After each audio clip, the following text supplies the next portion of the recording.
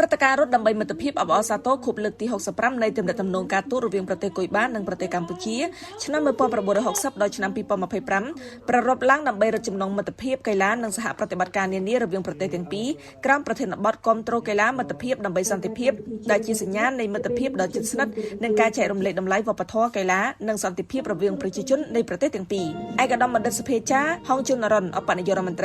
រីក្រសួងអប់រំយុវជននិងកីឡាបានថ្លែងនៅការកោតសរសើរអគុណចំពោះលោកជំទាវ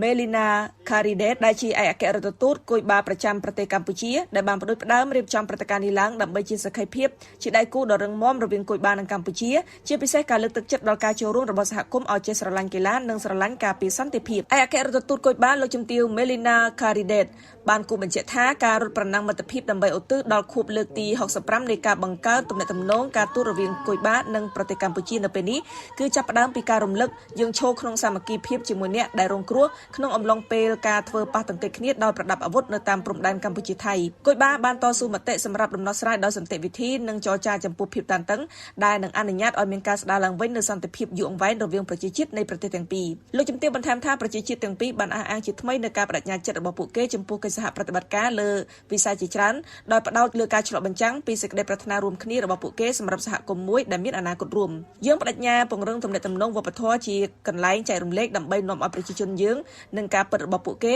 ឲ្យកាន់តែជិតស្និទ្ធជាមួយគ្នាការលើកកម្ពស់ទេសចរនិងស្វែងរកមធ្យោបាយដើម្បីបង្កើនទំនាក់ទំនងសេដ្ឋកិច្ចនិងពាណិជ្ជកម្ម